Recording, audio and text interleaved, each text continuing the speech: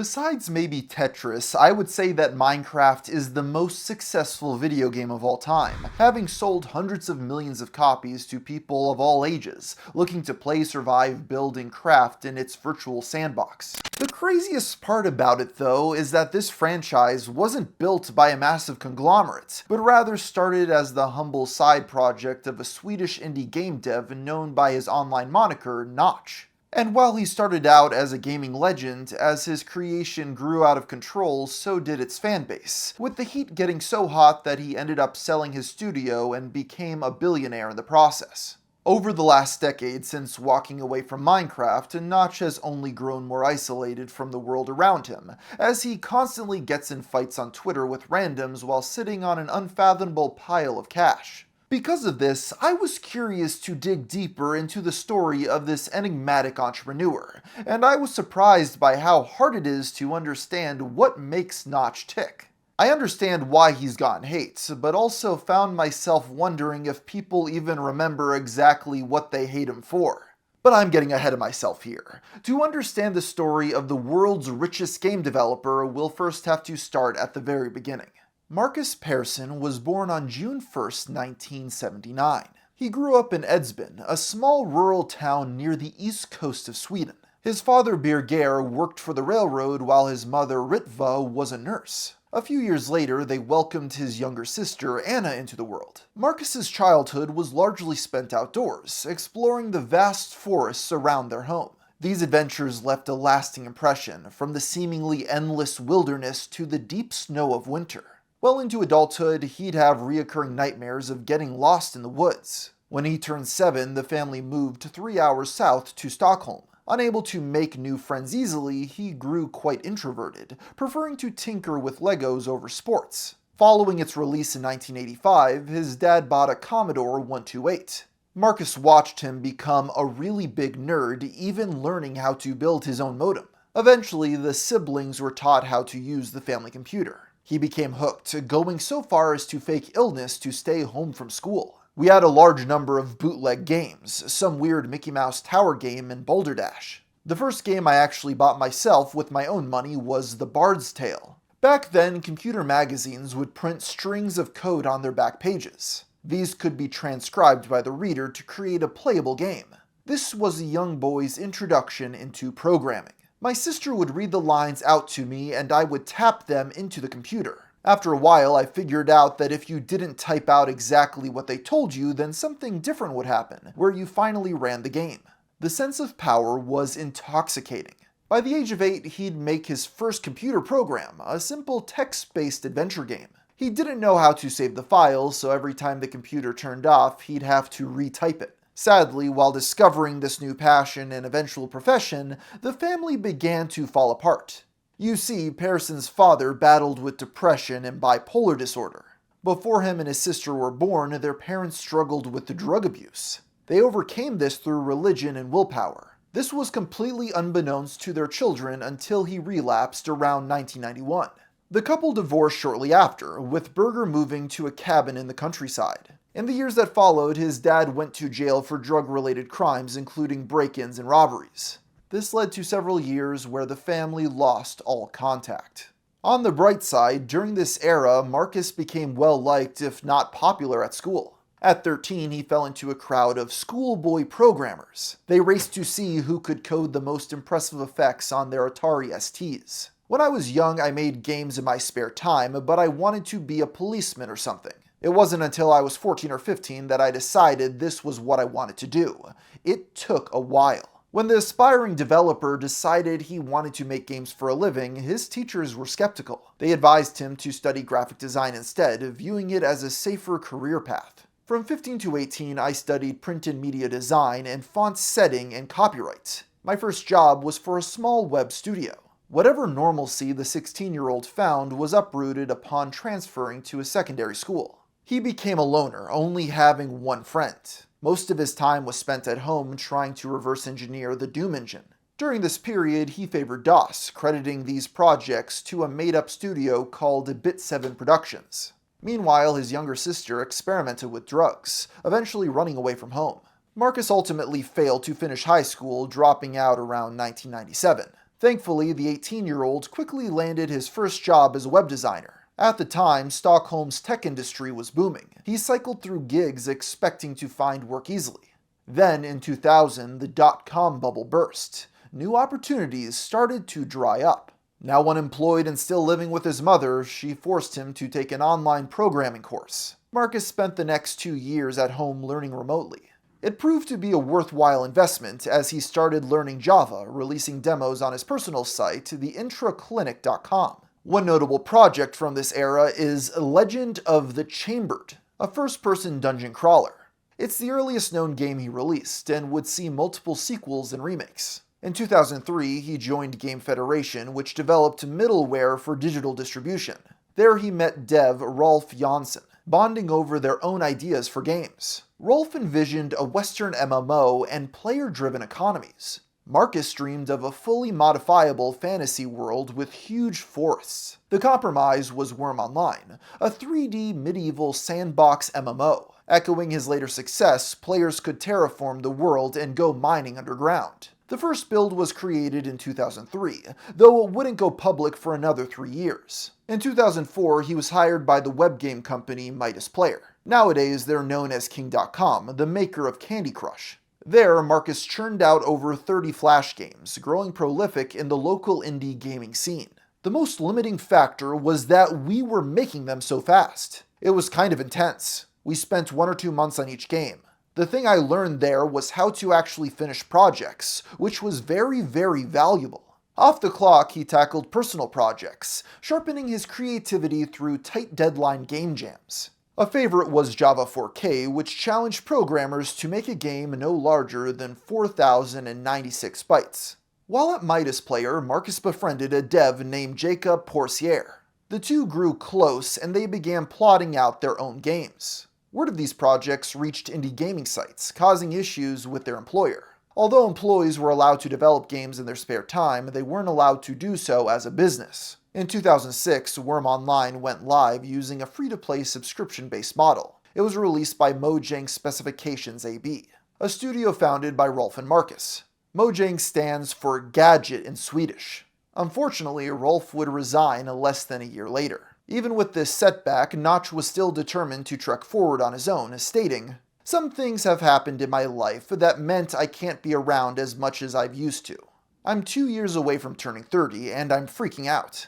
Having come up with Mojang, Marcus took the company's name with him, hoping to retain it for later use. Rolf's studio renamed itself Code Club AB. After being banned from working on his own projects, Persson quit Midas in early 2009. He started a part-time job at J-Album, an online photo service where he could do whatever he wanted outside of work. With that, he embarked into the unknown, hoping to both pursue the hobby as an art form and eventually make a living on his own. Little did he know this would lead him to make the most successful game of all time.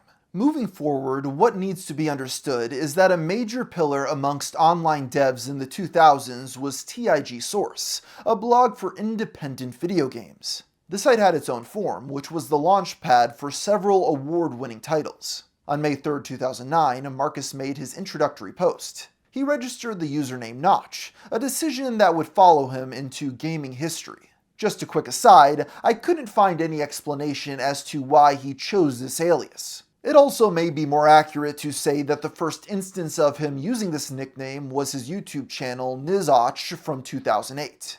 The condensed version was a lot more palatable for sure.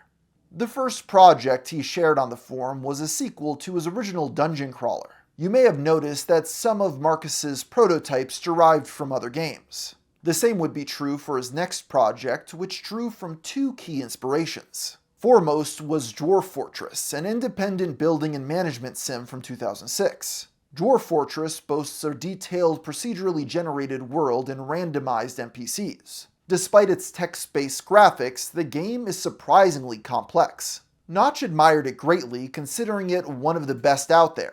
He would take this concept and try to make it more accessible, resulting in the prototype Ruby Dung, or a dungeon game in the Rubylands. Rubylands is the name of an even older project in which players hired, assembled, and managed a group of heroes. His efforts focused on terrain generation, creating expansive isometric worlds. Around this time, he also toyed with the idea of making a zombie game in the style of GTA Chinatown Wars. This led him to make a fully 3D texture mapper from scratch. The result was Zombie Town, with a demo showing hundreds of blocky humans running around.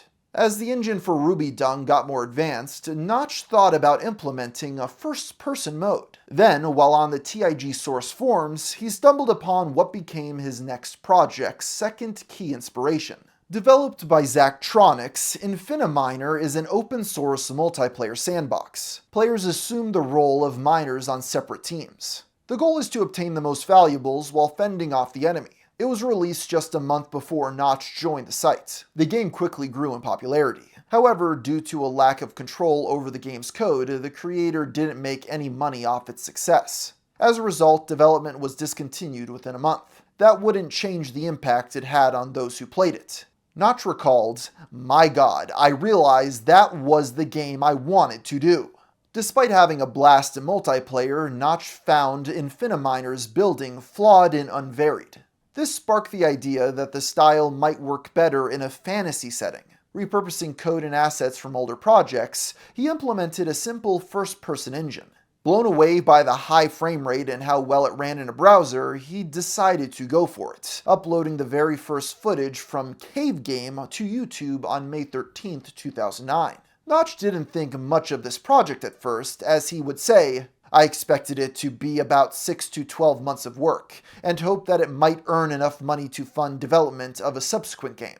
The idea was just a few days old at this point, and you couldn't even place blocks. But over the course of that week, the game we know and love today quickly took shape. He used the models from Zombie Town to represent the player, a character we'd later come to know as Steve. The project slowly got physics, hills, mobs, new blocks, and eventually, its name. You see, while working on all these changes, Notch was also in TIG's IRC chat room. They would be among the first to ever playtest the game. Here, one anonymous player suggested he name it Minecraft: Order of the Stone. The second half was a reference to the webcomic Order of the Stick. The subtitle was dropped, and with that, the official title was born.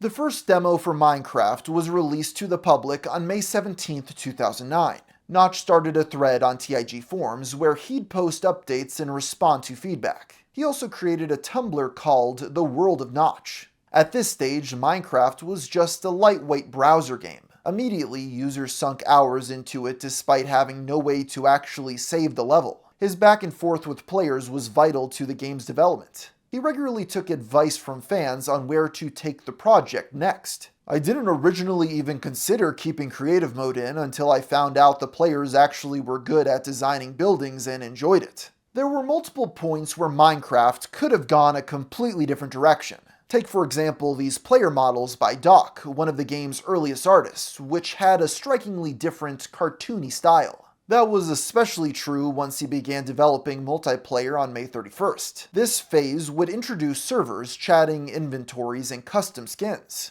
Next, the game moved to its own domain, Minecraft.net. On June 1st, Marcus turned 30. To celebrate, he handed in his resignation notice to his boss. A week later, musician C418 joined the project, providing the game its iconic original soundtrack, which is now ranked as one of the greatest of all time. The ability to share your creations for others to explore was essential to the game's appeal.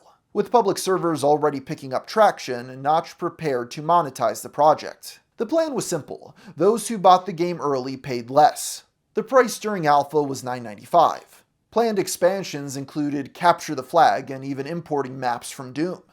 Minecraft was entering a new chapter, introducing the survival game mode. Players now had to use weapons to protect their health and be wary of the time of day.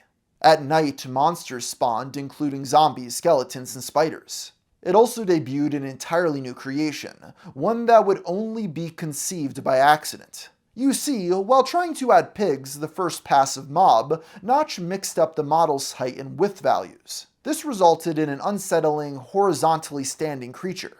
A fellow developer would reminisce, "He just thought it was extremely creepy, so he decided to keep it as a monster." He wrote that a friend said it would be cool if it exploded, and that brought us to the Creeper. Creeper. Oh man.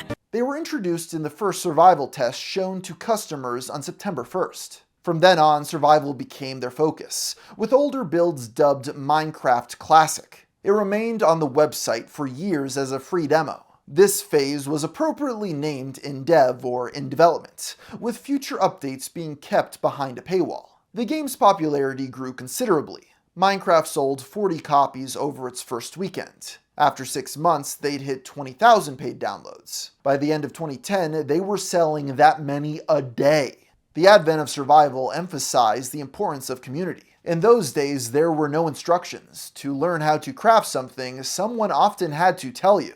Servers were a hotbed for griefing, hacking, and other hostile interactions, but each had the opportunity to birth its own community. YouTube amplified the surge with Let's Plays bringing the game to an even wider audience. Impressive projects like this early mega build of the Starship Enterprise furthered its virality. One of Pearson's own videos, Minecraft Roller Coaster, amassed 2.7 million views. Marcus didn't spend a cent on marketing, relying on word of mouth and virality to advertise his game. However, this may not have been as effortless as he'd like you to believe. There are several posts alleging that Notch spammed the game on 4chan's video game board early on. Many Anons cite this as how they initially discovered the game. Due to the nature of image boards, there is no hard proof this happened. But that was far from the last time Marcus crossed paths with the site. When asked about 4chan in an interview from 2010, he would say this: "Do you read 4chan? Yes, I sometimes do. I've even posted. It's a fascinating and scary place. Anonymous seemed to decide that Minecraft was a good game, and I love them for it. That's basically the most honest praise I've ever gotten." Just weeks after Minecraft got its first launcher, they reached 30,000 in sales. The very next day, a surprising update was made to the official blog of Team Fortress 2. Before anyone else really knew what Minecraft was, they were writing posts promoting the game. With TF2 near its cultural height, sales that month doubled. By September, Minecraft had sold well over 100,000 copies. It was so profitable that Marcus formalized plans for Mojang specifications. A month later, the company brought on 4 new employees: Daniel Kaplan, the business guy; Jacob Porcer, a friend he made at Midas; Junkboy, a pixel artist; and programmer Jens Bergenstein, better known as Jeb. Officially considered co-founders, they'd work on Minecraft as well as a new upcoming project called Scrolls. Pearson also brought on Carl Monet, his former boss at J-Album, to take on the role of CEO. Sadly, these plans were delayed after Notch tried to withdraw $750,000 from his PayPal, leading them to freeze his account for suspicious activity. This took weeks to resolve. That was troubling, as just a week later, Minecraft would experience its biggest wave of traffic yet. Penny Arcade is a long-standing gamer webcomic that started back in 1998. It was influential to early indie video game culture, directly spawning PAX, aka Penny Arcade Expo. On September 17th, Penny Arcade ran the first of a series of comics about Minecraft. It satirized aspects of the game many found relatable, from dealing with creepers to hiding from zombies at night. The Associated News post emphasized how unique and addicted of an experience it was. These comics would be many people's first exposure to Minecraft, spurring yet another dramatic spike in sales. The only problem is that a day later, problems with the web server forced Mojang to disable purchases, followed by the message, "Minecraft got way too popular for this humble server." As a result, Notch announced the game would be free until things got fixed. Word of this impromptu free weekend spread like wildfire. This decision ended up being one of the greatest accidental marketing strategies of all time, as Minecraft gained momentum like never before. The game sold over 25,000 copies the day after the event. At the end of September, they'd surpassed 250,000 total sales. They began netting $100,000 every day, a figure that only grew exponentially from there. The same was true for the community around the phenomenon. There was now an official forum where users could share maps and textures. YouTube channels were made devoted to the game, be it tutorials, podcasts, or role-playing. This was also during the age of machinima, where folks like CNanners became popular personalities. Minecraft wasn't just a game, it was akin to that of a platform facilitating any number of interactions. This would change how the public perceived its creator. In the emerging mirror world, Notch occupied the highest point by default. Sightings of him in-game were like seeing a cryptid. Players built temples worshipping the rotund Swede, treating him as if he was some sort of figure of divinity. Rumors claimed that if killed, the deity would drop an apple. This turned out to be true, a detail hard-coded into the game. The mythology surrounding Notch continued to grow. On July 30th, a song was added to the game by C418, Music Disc 13. It was intentionally made to scare new players after a spike in sales. The creepy atmosphere caused rampant speculation as people's imagination went wild. The next day, claims circulated of a supposed entity hiding in the dark with bright white eyes. This evolved into the creepypasta Herobrine, with the supposed encounter from 4chan's paranormal board going viral. It described a mysterious pseudo-player stalking Anon as he played offline. When he tried to consult Minecraft's forum, he was threatened and warned not to bring it up. Eventually, an anonymous informant contacted him with the truth. Some of the people who encountered the mystery man had looked into the name Herobrine and found the name to be frequently used by a Swedish gamer. After some further information gathering, it was revealed to be the brother of Notch. I personally emailed Notch and asked him if he had a brother. It took him a while, but he emailed me back a very short message. I did, but he is no longer with us. Obviously, Herobrine did not exist, and Notch was quick to shut down these questions. Herobrine isn't real in any way, no, I never had a brother, and he's not in the game. Of course, this did little to stop the hoax. Thousands of pictures and videos surfaced claiming to prove Herobrine's existence. Some even held live streams elaborately staging an encounter. The summer of 2010 saw the very first Minecraft convention, a spontaneous gathering held in Washington state. During this event, Notch reportedly confirmed Herobrine would be added. However, months later, he'd state there were no plans to make him real. Despite not existing, Herobrine became one of the game's most recognizable characters, with it appearing in mods, animations, and other fan media. It became such a prevalent question that Notch wrote an email that was automatically sent to anyone who mentioned the character. This mythology led Notch to be held even higher in the game's ethos. Because Herobrine represented the great evils and mysteries of the world, Notch began to symbolize the opposite. Though he reiterated the story was fake, Mojang enjoyed the mystery and often played along. The urban legend was finally immortalized in 2011 when the line "removed Herobrine" was added to the patch notes. While Herobrine didn't make the cut, other fan creations did. The original zombie pigmen was designed by DeviantArt user Xaphobia. They were used for the Nether, which he first previewed on 4chan. The post was made on October 20th, 2010, using a trip code. This was controversial as within 24 hours, Minecraft.net went down after a DDoS attack. It was reported as a siege by angry addicts demanding more updates. Many blamed 4chan for the attack, and some accused Notch of being irresponsible and favoring V over the main community. This wouldn't be the last time Mojang leaked content on 4chan first. A shout-out was even added to the game's splash text. Minecraft was now in its InfDev stage, marking a significant change in scope. The world limit was replaced with infinitely generating terrain. Unlike other titles which had strong DRM, if you bought Minecraft, you owned it. Anyone could host their own server locally, and pirate versions were even able to join cracked public servers. He also encouraged user-created mods. This was a huge factor separating Notch from other devs. He didn't rely on anti-consumer practices.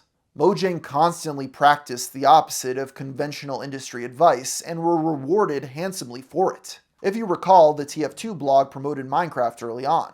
As it turns out, Valve had kept a watchful eye over the Swedish developer for quite some time. In 2010, Marcus was invited to visit Valve's headquarters in Washington. After demanding first-class tickets, he was flown to the company's offices and offered a job. Calling it one of the hardest decisions of his life, he turned them down. Somehow I felt that Minecraft was maybe my chance to create a Valve rather than work at Valve. As 2010 came to an end, the game surpassed 2 million users and 1 million in sales. Notch had become one of gaming's biggest celebrities, an overnight multimillionaire. It was around this time that he would start wearing a certain signature hat. The story goes that one day Jacob showed up to a meeting with a unique hat. Notch thought it looked sharp, so he went to find one himself. After trying different styles, he landed on a black fedora, a choice that would define his trademark look across the media. After progressing through the INF dev and alpha stages, 2011 began the beta phase of development. The price was raised to $14.95. 4 months in, they sold another million copies, generating $33 million in revenue. 4 months after that, they surpassed 3 million sales. Minecraft was on top of the world, and unsurprisingly, a lot of people were looking to make a quick buck off it. This period saw the flood of clones and ripoffs, usually for consoles and mobile phones, since Mojang didn't have the resources to develop for non-PC platforms in the early years. Take for example Fortresscraft for the Xbox 360. It was, bizarrely enough, connected to Keemstar, who made millions off of promoting the endeavor. This ain't about me. This is about the console gamer. This is about Xbox. For his part, Notch didn't seem to mind. If you're working on a clone, that's cool, but please don't imply it's ours. He even went so far as to endorse piracy of his own game. Just pirate it. If you still like it when you can't afford it in the future, buy it then. In March, Pearson appeared on stream with some of the biggest Minecraft creators at the time. It was hosted by Machinima, although the audio was so bad he was almost unintelligible. While development continued on Minecraft, Mojang began working on the aforementioned Scrolls. It combined elements of trading cards and traditional board games. That August, a lawyer advised them to trademark Minecraft. Just to be safe, they also applied for the trademark Scrolls. This led them to be contacted by Bethesda's lawyers, makers of the Elder Scrolls series. Bethesda inquired about the Scrolls trademark, worried it could conflict with their own. Notch wrote, "We looked things up and realized they didn't have much of a case, but we still took it seriously. We suggested a compromise where we'd agree to never put any words in front of Scrolls, something along the lines of Scrolls the Banana expansion. I'm not sure if they ever got back to us with a reply to this." Instead, he received a 15-page letter demanding Mojang stop using the name Scrolls or they'd get sued. In return, Notch publicly challenged Bethesda to settle the suit in a match of Quake 3. 3 of our best warriors against 3 of your best warriors. If we win, you drop the lawsuit. If you win, we will change the name of Scrolls to something you're fine with. I am serious, by the way. Sadly, they wouldn't take him up on this offer, and later that year, Mojang won the interim injunction. This allowed them to keep using the name for future development. The parties eventually came to an agreement in which Mojang would not trademark Scrolls if Bethesda allowed them to use the name. Jumping forward for a second, this settlement is somewhat ironic given both are now subsidiaries of the same corporate entity. Scrolls was eventually re-released as Caller's Bane.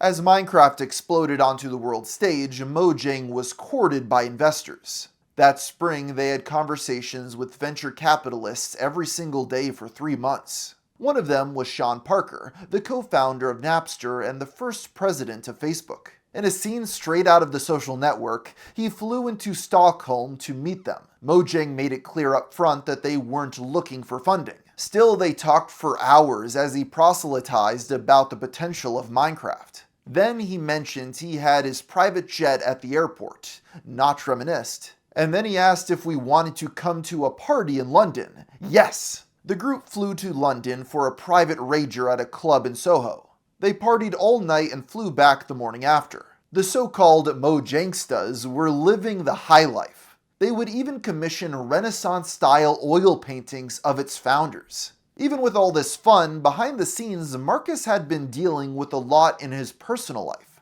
After being homeless and struggling with drug abuse, his younger sister finally got her life back on track. Now she was sober and had a family. For the first time since they were kids, the siblings would have a healthy relationship. He also reconnected with his father, who had always been supportive of his dream, visiting him out in the countryside. Seeing Minecraft take off and win all of those awards made him incredibly proud. This year, they plan to host the first fully fledged Minecon.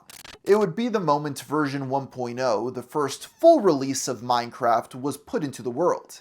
Though reluctant, he was able to convince his father to fly out to the event. If that wasn't enough to keep him busy, Marcus was also about to get married. Since before Minecraft even had a name, he had been in a relationship with Ellen Zetterstrand, nicknamed EZ. In fact, EZ is considered one of, if not the first playtester. Her brother, Christopher, illustrated the game's paintings. Marcus and Ellen got engaged in 2009 while on vacation in Indonesia. After 2 years, they were ready to tie the knot. The couple got married on August 13, 2011. To celebrate, the sandbox went on sale that weekend, with every purchase including an extra copy they could give to friends. A few days before the convention in November, Minecraft sold its 4 millionth copy. That same day, Notch appeared in a Team Fortress 2 celebrity show match. The lineup included Total Biscuits, multiple Valve employees, the Yogs cast, and a person officially referred to as the Female Gamer. The first Minecon convention was held on November 18th at the Mandalay Bay in Las Vegas. There were 5,000 people in attendance, ranging from newborns to 105-year-olds. In addition to the main event, they also showed off demos for Scrolls and the console port of Minecraft. There were panels, building contests, and a 21-plus Nether-themed after-party with musician deadmau5. Notch admitted Minecon would likely be a financial loss, but an emotional win for Mojang. The full version of Minecraft released as planned, with Notch pulling the lever to launch the game. Minecraft had changed a lot over the past year. The adventure update 2 months prior gave us the hunger meter, completely altering the game's meta. 1.0 added enchanting, villagers, and an ending. Not everyone was thrilled though. Many veteran players found these changes jarring, and felt the update wasn't nearly polished enough to be considered finished. Final version, everybody. I'm not playing 1.8 or 1.9 or the pre-release. Final version. Wow. Wow, look at this. What am I gonna do with all this? Fortunately, the vast majority of people accepted the game as it was, and news of Minecraft officially being out brought a flood of new publicity. That being said, the community was fixated on drama that came out of the convention itself. This all went down on November 21st, 3 days after the event, when Notch made a series of tweets calling out the Yogscast. The Yogscast, run by Simon and Lewis, were a popular Minecraft Let's Play channel. Their series arguably set the foundation for the Dream SMP, with heavy emphasis on roleplay. Like many, they held a panel at Minecon 2011. Things somewhere along the way went sour, as Notch stated. We also learned who not to work with at Minecon. Shame. I'm very sorry about the behavior of the people who we won't work with anymore. Celebrity or not, you don't F-bomb kids. Yes, Yogscast. After a flood of hate, insults, and threats from Yogscast fans, he elaborated. Yogscast repeatedly insulted people, talked behind their backs, refused to cooperate, and acted like total spoiled divas non-stop. They called us a bunch of nerds who don't know how to run a company, demanded that we pay them to come here, nobody else got paid, and then claim they're the reason Minecraft is big and that we should thank them more than anyone else in the community. They're total dicks. A kid wanted them to sign something I had signed, and they said they'd cross it out and put F you there instead. Everyone else in the Minecraft community is all about respecting and caring. They're not. They're an isolated island of egos. The Minecraft subreddit was flooded with posts discussing the feud. The Yogscast responded a day later with both a video and a thread on Reddit. They apologized for F-bombing kids, but claimed it had all been rehearsed and approved by Mojang. Their post outright denied Notch's version of events, stating they only spoke to him once in an interview. The quotes and actions that Notch attributes to us were not said by us or published anywhere by us. Most hurtful was the accusation that we told a kid to f off and crossed out another signature, which is something we would never ever do. The Yogscast then said the event's lack of organization and oversight was what caused tension. Mojang allegedly even sold the rights to stream their panel and content to IGN without asking them. We were not paid and never demanded to be paid. We asked for some support.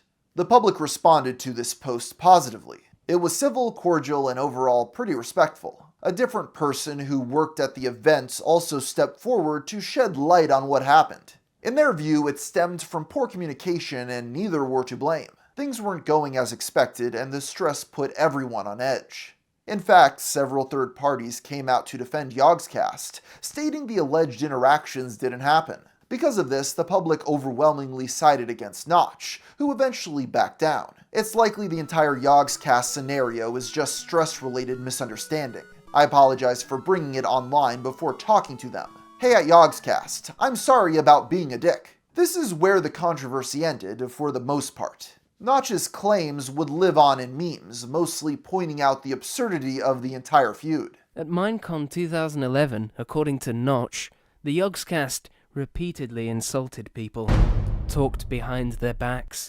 refused to cooperate, worst of all, F-bombed kids. We all know what that's a euphemism for. As an aside, 7 years later, Notch would dredge up the ordeal to dissuade a YouTuber from working with them. It seems he never actually got over the beef, and only caved because he felt pressured to do so. No, they're dicks. I backed down because I didn't care. However, one of his new claims was that they tricked him into doing a Nazi salute. I should not have apologized. I figured it was for the greater good. First thing they did when they interviewed me was trick me into making a Nazi salute by saying something about an Eiffel Tower high five, then retracting their arms immediately, on camera. This was proven to be false, to which he replied, "Thanks for correcting my faulty memory of the duration." When asked to apologize, he ignored them. As this played out back in the day, it didn't have too much of an impact on Notch's reputation. To the public, it had been resolved amicably and things went back to usual. 2 days after his call-out, Valve gifted him his very own one-of-a-kind hat in Team Fortress 2. This made it all the more shocking when on December 2nd, he announced he'd be stepping down as head of Minecraft. As of yesterday, Jeb is the new lead developer on Minecraft. He will have the final say in all design decisions, so he will sorta become my boss. After launching the full version, Marcus felt ready to move on.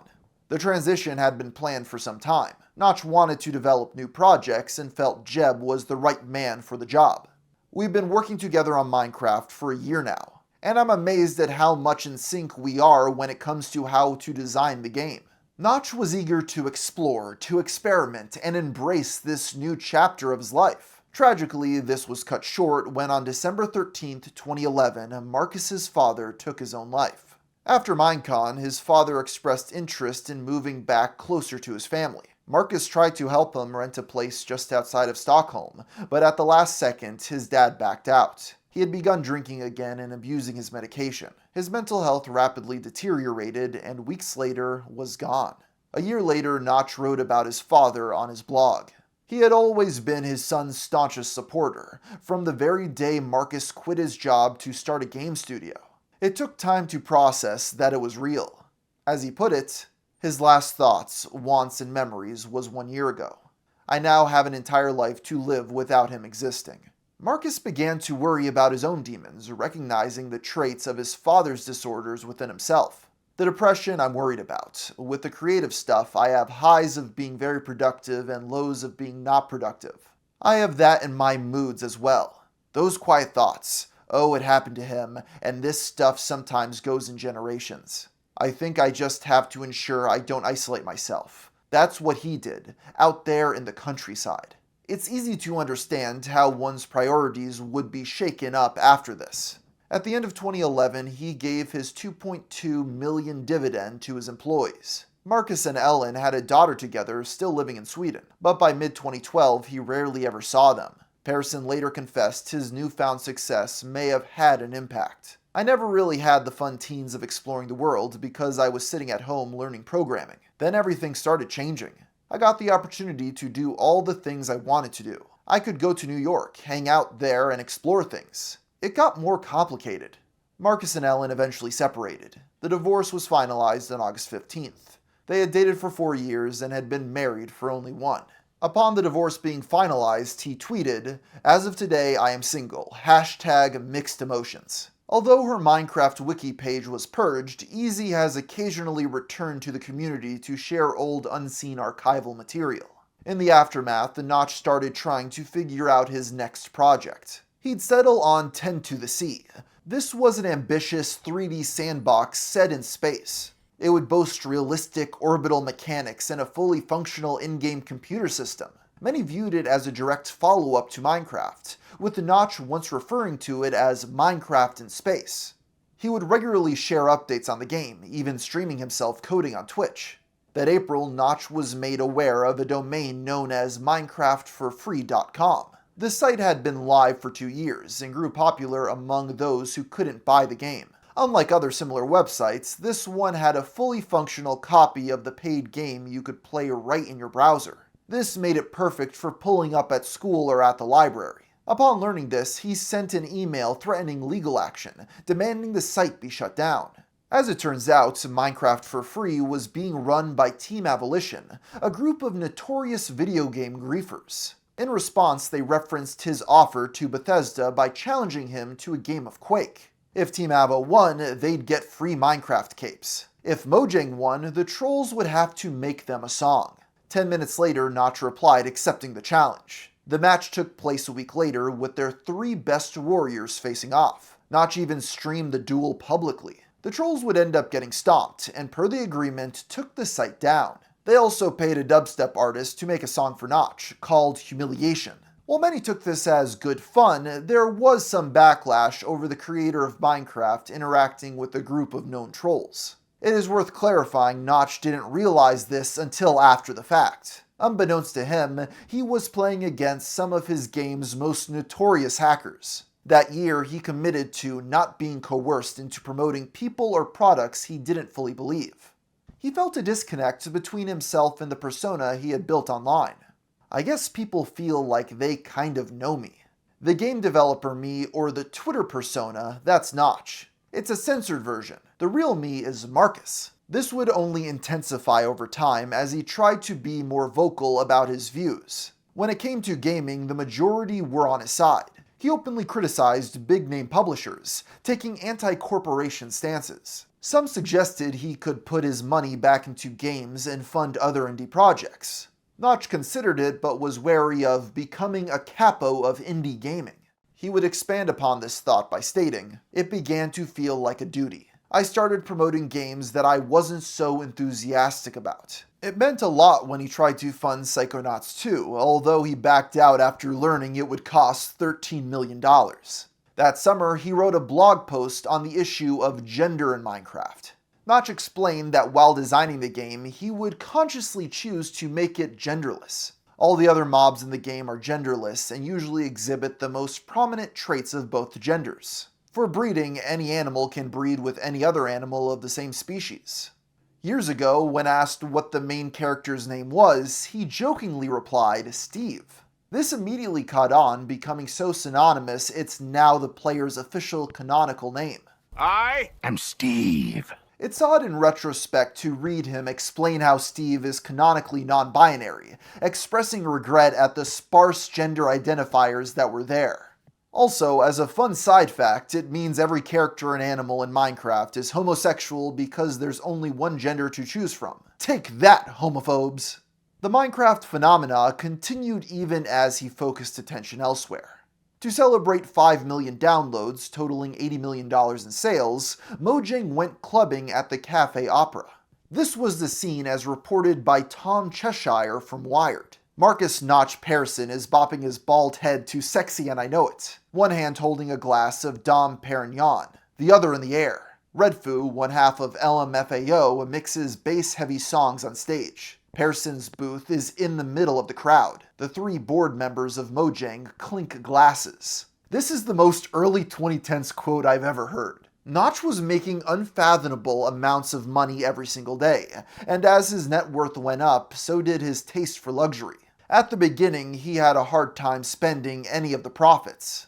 It wasn't clear if the game would keep selling or fizzle out, but obviously that changed. So he thought about all the things he wanted to do before he was rich. Eventually, he came up with a rule for himself. I'm allowed to spend half of anything I make. That way, I will never be broke. Even if I spend extravagant amounts of money, I will still have extravagant amounts of money. Crediting Sean Parker, he acquired a taste for renting private jets. He started buying expensive watches and kept giant piles of cash under his bed.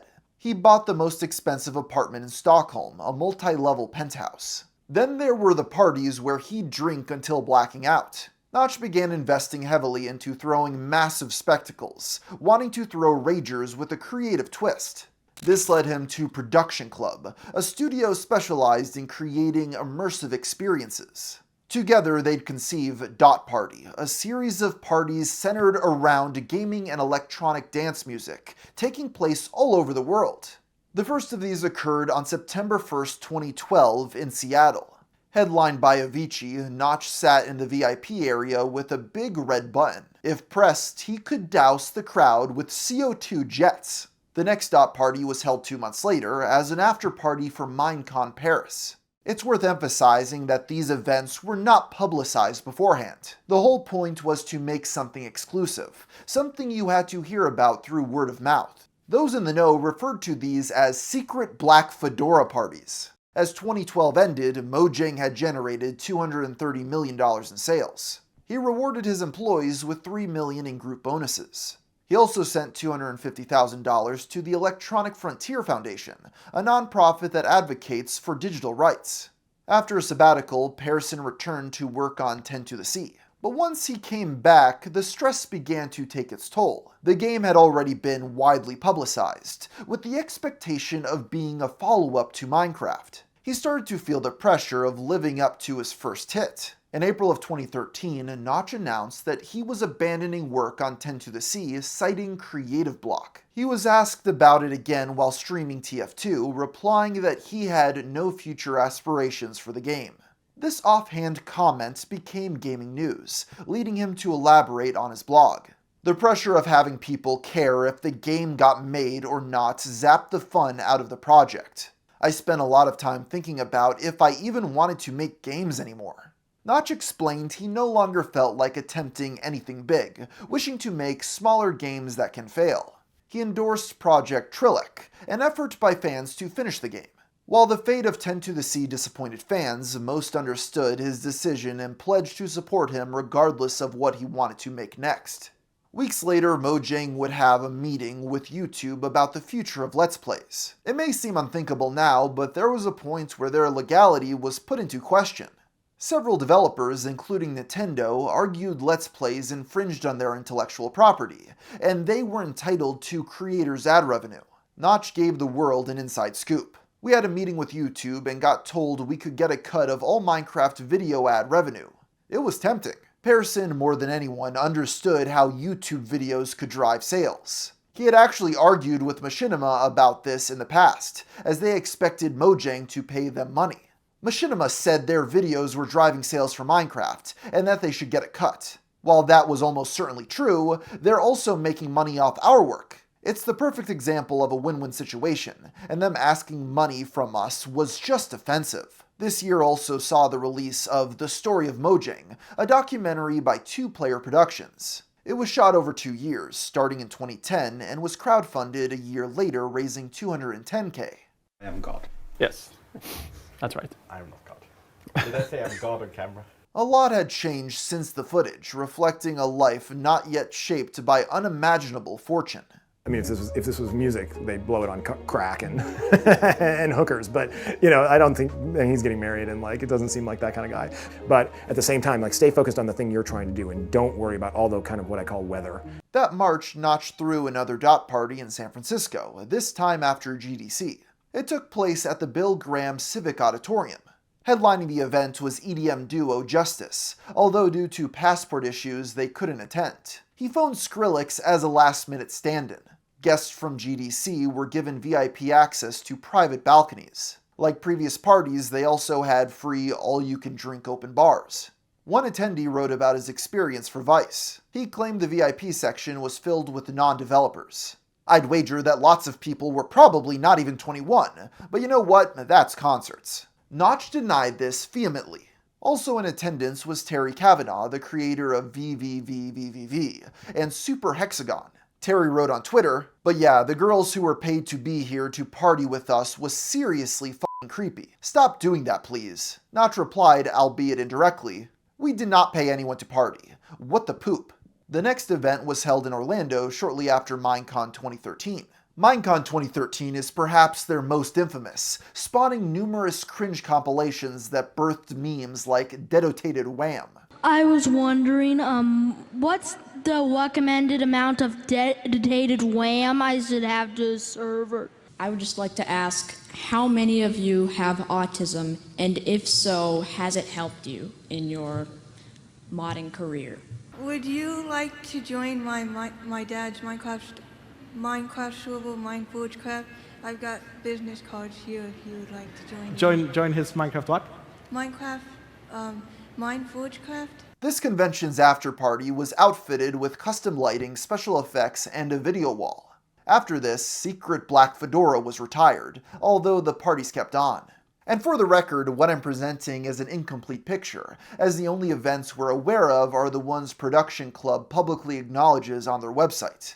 As to why Secret Black Fedora was retired, Notch would state, "I don't wear a fedora since that meme got big and was basically me, and I'm happily single." Near the end of 2013, Notch took his whole staff and their +1s to Monaco. They arrived on a fleet of private jets, drove around in Ferraris, rode on helicopters, and partied on a yacht. By 2014, Notch had amassed 1.6 million followers on Twitter. The spotlight felt harmless, almost flattering at first. But the thrill of being heard didn't last. Despite stepping down from the game's development, he was still considered the face and voice of Minecraft. That meant if players had problems with the game, they'd blame him for it.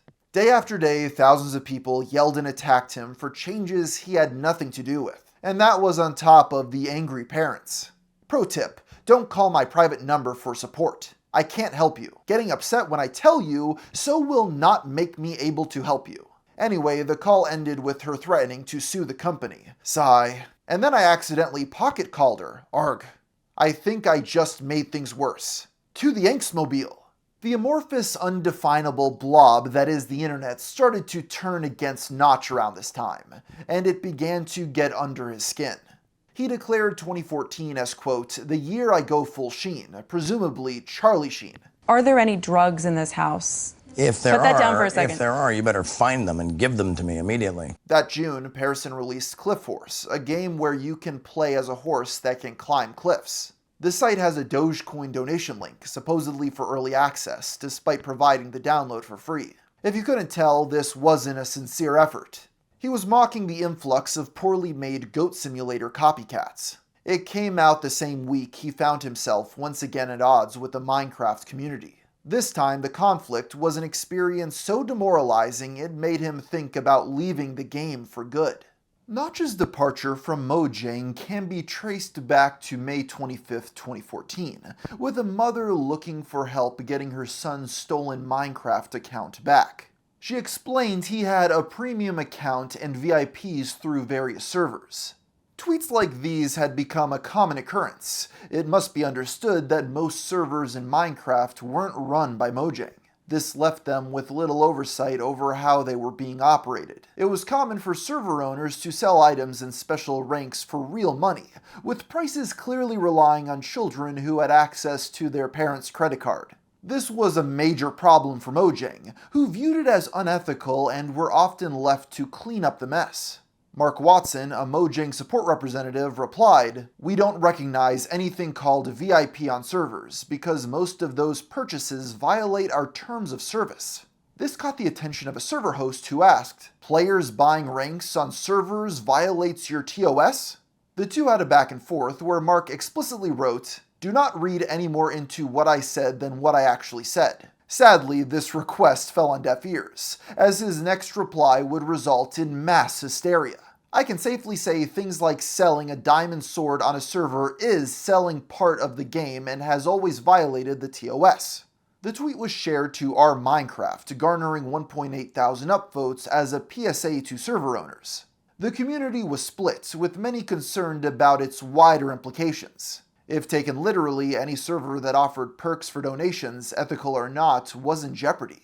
As tensions rose, a conspiracy theory took hold that Mojang was plotting to force out server hosts to promote their new product, Minecraft Realms. It wasn't long until server hosts picked up this narrative, treating the matter as an existential threat to their players. The result was a massive uproar from all across the player base accusing Mojang of overreaching and going back on their word. You see, after Mojang started citing their TOS, people began picking through it with a fine-tooth comb.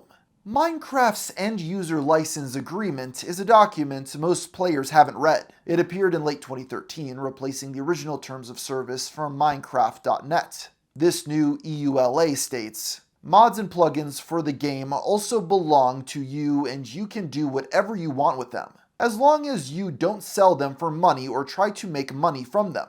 However, many were quick to point out this line wasn't present in the original terms of service from 2011. There it states, "You can do whatever you want with them, including selling them for money." While it's true the policy had been changed since the beginning, this specific line was removed as early as March of 2012, predating Realms by over a year. Regardless, this would do little to quell the controversy, as accounts like Rip Minecraft appeared to hound their devs and stoke the flames. Several Mojang employees, including Jeb, spoke on the matter. They reiterated the same points. The focus was predatory play-to-win servers, and it had already been enforced for years. The problem was that even if you were being charitable, the EULA did in fact have unclear gray areas around server monetization. The company's official stance was still undecided on, so their answers were just opinions. The most controversial came from developer Eric Grum Bros. On June 6th, Grum participated in a Skype chat with operators from MCPVP, Hypixel, and other major servers. He reportedly threatened to send lawyers after them, stating outright, "Running servers is not a business." He also rejected the idea that Minecraft relied on popular servers and YouTubers for sales. Even if he was right, it wasn't a good look. The passive-aggressive smileys and legal threats doused the flames with gasoline. By then, the controversy had raged on for 2 weeks, with little sign of stopping. As a result, a mega thread was made on our Minecraft, which quickly amassed over 1,000 comments. Whether he wanted to or not, Notch, the face, voice, and creator of Minecraft, had to say something. This would lead to the comment, "I have no idea what's happening with EULA. I've been home with a bad cold. But basically, you can't charge for our game. Duh. You can charge for hosting servers, but not for gameplay features. No, you also can't charge for mods. And no, the EULA hasn't changed. These have been the rules since forever." This immediately put Notch in the center of the entire debacle. Given he was out of the loop, in hindsight it's not surprising what his answer was. Notch was basically there to say he agreed with what Mojang was doing and trust their judgment. Regardless, he was now trapped in the eye of the storm. One user argued some projects weren't reselling Minecraft, but a game built using Minecraft as an engine. Notch replied, "You can't make paid games based on our engine. That's the entire point." This comment in particular led Gary Newman, creator of Gary's Mod, to announce the opposite. "Do whatever you want with your servers and your mods. It's your hard work. If you want to charge, go ahead." It was clear the outrage had reached beyond a few agitated server owners, and many were independently skeptical regardless of believing their intentions. 5 days later, on June 12th, Mojang published their official statement on server monetization. It finally took hardline stances, removing any ambiguity over what was or wasn't okay. If there were any additional questions, they would respond to them in a follow-up FAQ. Which, might I add, is something they should have done in the first place instead of running their mouth randomly. The main focus here was equity. It's okay to charge money so long as everyone pays the same fee. All players had to be presented the same gameplay features whether they pay or not. You can't charge money for in-game currency. Anything that affects gameplay cannot be sold. In short, the goal was to prevent pay-to-win models. This was a direct stance against many popular servers, who relied upon donor perks, XP boosters, and in-game economies, including 2013's The Server from Mars. Those who agreed these servers were unethical celebrated Mojang for having a backbone. Others felt it was too detailed to be effective and that they were micromanaging. Of course, the server providers didn't take it lying down. Now they were fighting for survival. It must be understood that many of these operations were successful enough to have a large staff and infrastructure. Once again, the battle was framed as Mojang versus the players, dedicated servers versus their EULA. They would rally under the hashtag SaveMinecraft, which was signal boosted by YouTubers, including forgotten names such as animator Blue Monkey. "My friends will lose their jobs because of a few rotten eggs in the community." This agenda led to unfavorable comparisons with publishers like Activision and EA, something Pearson found particularly offensive. He had previously called EA out for releasing a so-called indie bundle, deriding them as a bunch of cynical bastards. On June 14th, Notch published a blog post on his own website titled, "Literally Worse Than EA." It begins with a disclaimer noting this was his personal perspective and not an official Mojang statement. He begins by stating Mojang does not exist to make as much money as possible. The EULA had already gotten exceptions before. When Let's Plays took off, they explicitly added permission to monetize video content about the game. In his eyes, that was what happened here. Mojang had a policy, the community gave feedback, so they adjusted it with specific nuanced expectations. All of these make the rules more liberal than things were before. People are still asking me to change back to the old EULA. That makes me sad. For the record, a substantial portion of the player base supported Notch and found the backlash unfounded. It just wasn't enough to counterbalance the outpour of hates, with hundreds of tweets per hour. 2 days later, on June 16th, Notch would type out the fateful tweet that changed his life forever. Anyone want to buy my share of Mojang so I can move on with my life? Getting hate for trying to do the right thing is not my gig. Within 30 seconds, Mojang CEO got calls from industry giants including Activision Blizzard, EA, and Microsoft, who wanted to know if he was serious. Marcus was in fact joking, but the thought of disassociating from Mojang lingered in his mind. Talks with Activision fizzled out after CEO Bobby Kotick gave Notch dating advice, though not because of it. They wanted to keep Marcus on board, while the three founders, him, Carl, and Jacob, wanted a clean break. Next, he wouldn't lower his standards for ethical game practices, so EA was ruled out because they were deemed too shady. Then there was Microsoft, who Notch had once praised his working relationship with.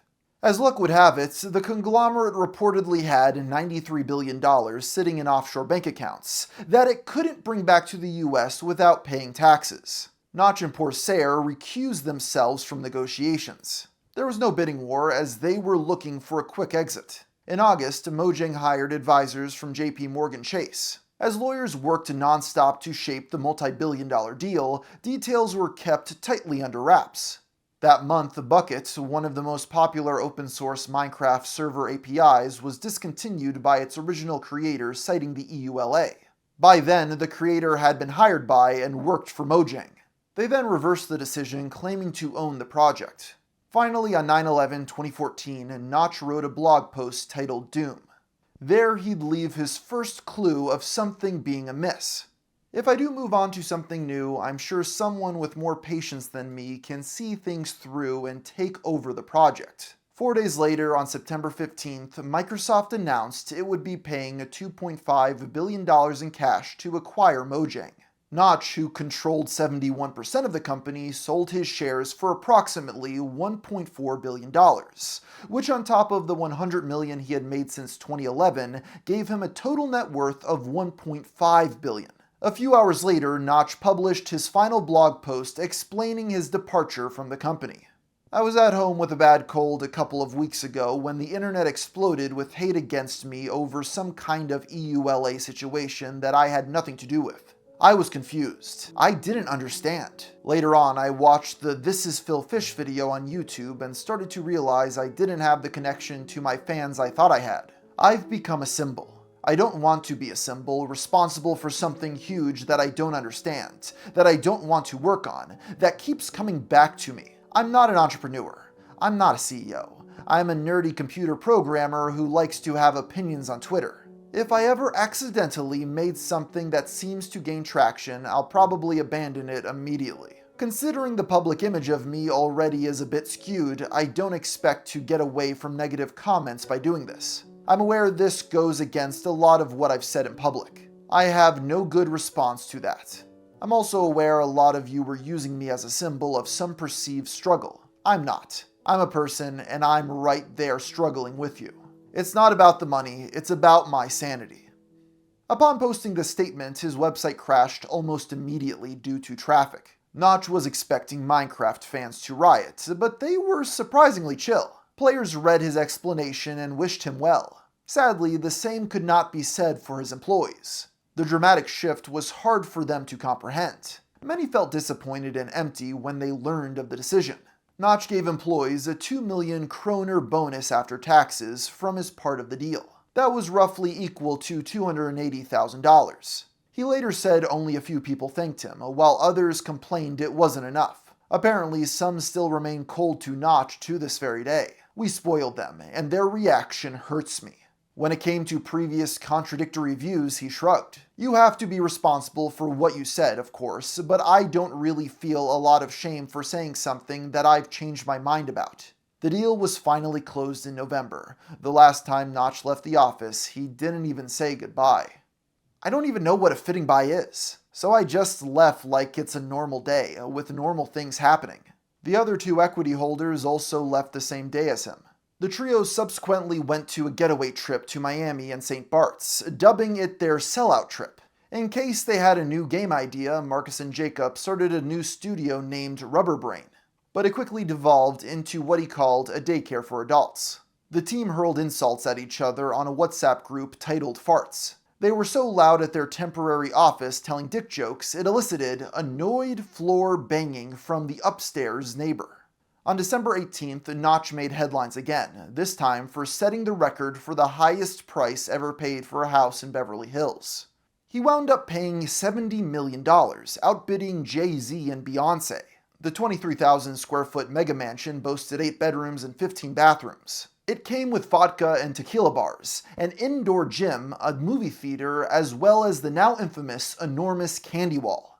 A month later, he threw a huge housewarming party, attracting celebrities like Selena Gomez and DJ Zed. Guests listened to electronic music, dined around his 18-foot onyx dinner table, and visited his 16-car garage where he kept a replica of Bumblebee from Transformers.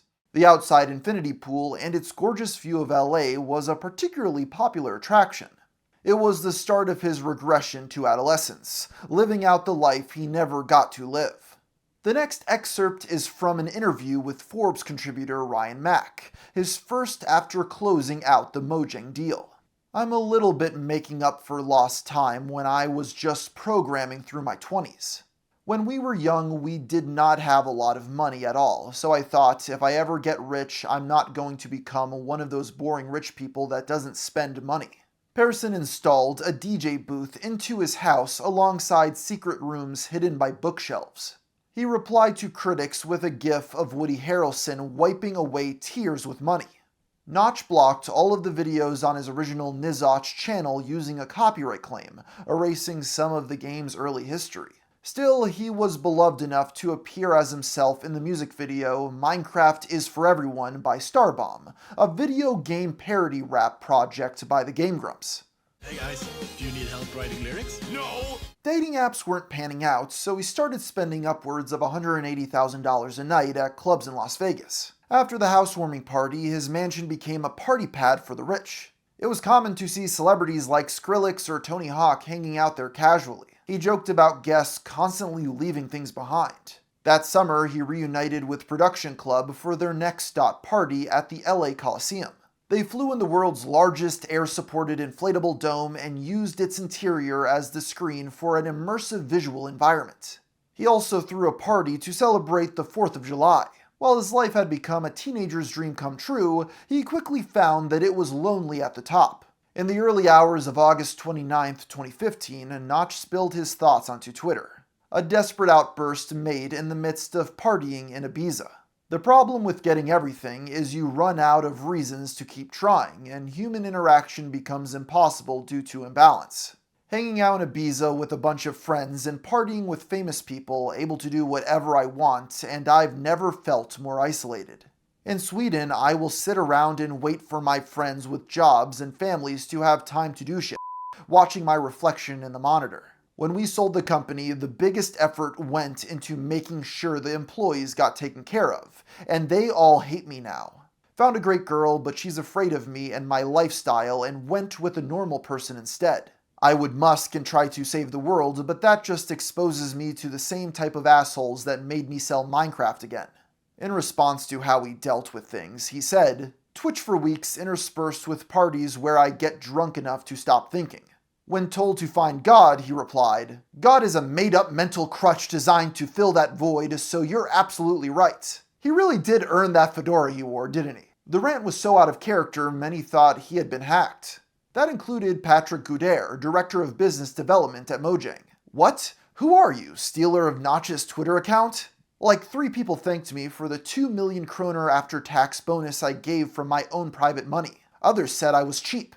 That seems like way too few of us to me. I mostly hated you for leaving, but that was only during the shock, you know that. I do not know that. Nobody reached out and said it was just initial shock. So fuck all of you. Fuck you so hard. This led other Mojang employees to chime in, such as Mark Watson and Karen Severinsen. He apologized to the latter in Swedish. You are one of the few who have been good. I appreciate it more than I can show. With that, it seems many of his bridges at the company he created had been burned. Many were unsympathetic to his feelings, rolling their eyes and calling him an ungrateful billionaire. In response, Notch tweeted, "To people out there with real problems, I'm sorry the whining of a newly wealthy programmer gets more attention than yours. Stay strong." As if he didn't already feel at a low point, these tweets would end up getting media coverage. The press wrote about him, quote, moaning about wealth, and posed the question, if being that rich is so bad, why not just give it all away? Notch insulted these journalists for speculating and reporting off Twitter, which led to another article, this time in The Guardian. Persson said, "I think people are reporting on me, complaining about them reporting about my tweets now. Wow, report on Trump being a loon instead." While he found it cleansing to admit these things to himself in public, it's clear the public wasn't really able to help. No, I'm not unhappy with the money. I'm unhappy with the sudden life change. You're not being clever with your super original solution. That October, he threw his first annual Creatures of Hellcrest Halloween party at his mansion. Themed around hell, actors were paid to portray groups of zombies, including zombie mermaids hired to swim around in his infinity pool. After going head-to-head with the media and accepting he couldn't control his public image, he started speaking his mind openly. In December of 2015, he commented on the then presidential longshot Donald J. Trump. Wait, Donald Trump is actually a real person and people really want him to become president of the USA? Holy shit. I assumed the just update to win 10 bro people were just trolling because nobody's that stupid, but this Trump thing makes me wonder. Immediately people told him that just because he made Minecraft didn't mean they wanted to hear his political insights. But this would pale in comparison to his next hot take, which sparked far broader outrage. On May 20th, 2016, a game developer named Jennifer wrote, "Let me make one thing perfectly clear. Mansplaining is a funny, but actually quite problematic and real issue. It silences women." Notch replied, "No, mansplaining is a sexist term designed to silence men via gender shaming. I don't call it mansplaining any more than I call a car crash women driving. Your sexism is showing." This came amidst his broader backlash against social justice warriors. "No, feminism has done amazing things for us as a species. We just need to reclaim it from the sexists." One woman named Harriet quote-tweeted him, writing, "LOL at the irony of this guy mansplaining what mansplaining is. Sit down and shut up." Notch responded, "Stop #confusing the issue by dismissing my words with the derogatory term about my gender." Harriet replied, "Sigh, I expect better from you, Notch. I expected an apology." To which Notch replied, "Sit down and shut up." He also said in reply to a woman calling him a dick, "And you're a cunt." Persson's decision to call several women cunts was controversial to say the least. To old fans, the sudden shift in demeanor was shocking. While in real life, he'd been changing by the day from a lonely billionaire life. It wasn't until this started spilling online that people realized how much it had truly affected him. What the f*** happened to Notch? He always seemed chill, but now he just acts like a massive tool. I'm not the only one insulting people online. I reply when people insult me. You might not agree with me, however. That's fine, don't insult me over it. Weeks later, a thread was made on r Out of the Loop in which a user asked what was up with his Twitter. Notch's Reddit appeared and left a lengthy response. Once I realized I had money and didn't care about my public image anymore because it didn't affect my day-to-day life in any way, I started speaking out against things I personally think are wrong. Some people said they didn't care about the actual politics, but found it refreshing to see a big name speak candidly. This egged me on, so I kept doing it, and eventually it became a bad habit. I recently got completely baited into doing a public reply to some miserable C-word, which they then tried to use to make me seem like a horrible person. I'm currently trying to bring my Twitter back to mostly just making bad jokes and complaining about video games. Accusations of me being miserable are incorrect. Accusations of me being a bigot are incorrect. But I also kind of don't care what people think. I'm sharing this with you because maybe I can get some of that sweet Reddit karma, and also because I still care a little bit. This would set the tone for any further interactions online. From that point forward, he would take the offense as encouragement for strong inflammatory opinions. Despite not being able to vote, he followed the 2016 election closely, and in a plot twist, eventually favored Trump over Hillary despite hating him only a few months prior. I would have voted for Trump. Why? Because Hillary's corruption is insane. And when will Hillary condemn the people she hired to incite violence at Trump rallies? I was joking around, but the SJW cult got Trump elected, is incredibly divisive, and explicitly is against free speech. There were 3 big Notch parties we know of from 2016. The first was his Red Mars space theme party. For his quote-unquote 13th consecutive 24th birthday, they transformed his home into the Hillcrest nightclub. On Halloween, he threw the second Hellcrest Halloween party, this time based on Victorian occult aesthetics. A storyline was even written to guide the experience. Following this, there's a gap in major production club parties. Photography is banned at these events, and despite their spectacle, there is often little to no outside third-party documentation. It seems in early 2017 he was renting out a house in Ibiza. He would write during this era, "Ever party so hard you wake up on a different island?" I do have to say the temptation to drop red pills the size of Haiti in the party full of LA drones tonight is incredibly tempting. 4chan is the best though. Who the f*** is this asshole? Indeed, he would begin dropping these proverbial red pills on Twitter. It's okay to call them feminists these days. People who actually believe in equality have given up on that label. Most people who proclaim to be feminist online these days are overtly sexist against men. One person would go on to ask directly, "Do you support Trump?" He responded, "If he's what we need to suffer to clean up corruption in the Western world, abso-fucking-lutely." In June, Notch responded to a tweet from Unburnt Witch about Gamergate. Gamergate was an online movement meant to address ethics in video game journalism, or was a harassment campaign against women in gaming, depending on who you talk to.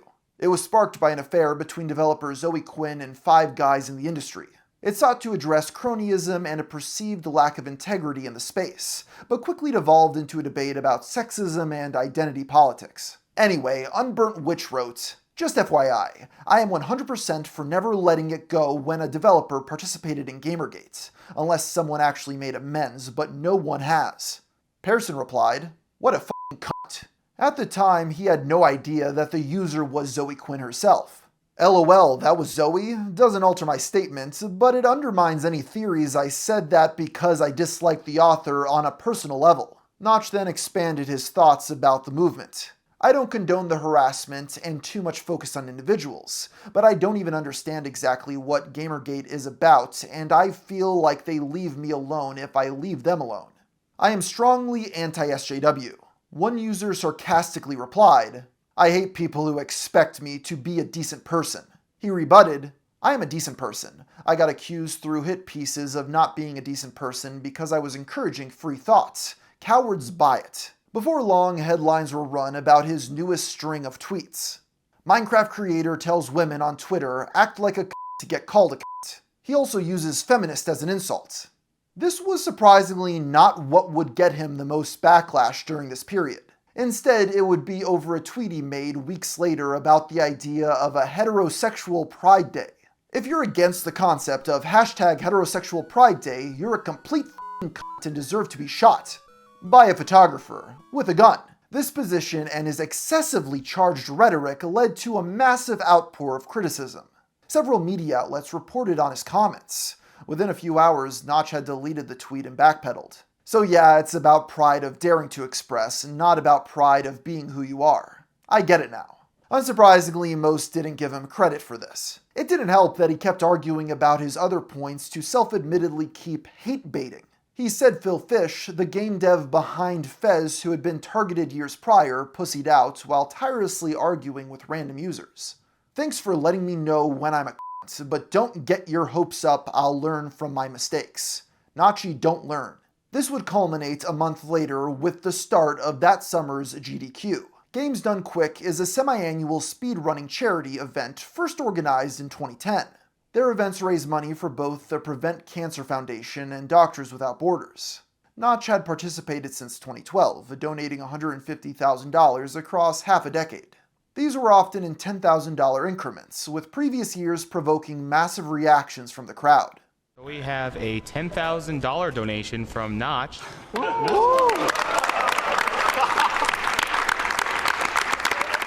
That takes us to July 7th, 2017, when Notch donated $10,000 during the Super Mario Warpless Relay Race. And we got a $10,000 donation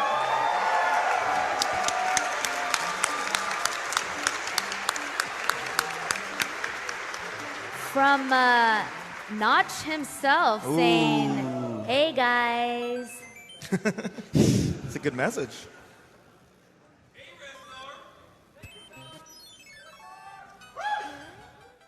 Many interpreted this clip as showing a noise roller coaster celebrating the awkward silence at the end as a reaction to his recent tweets.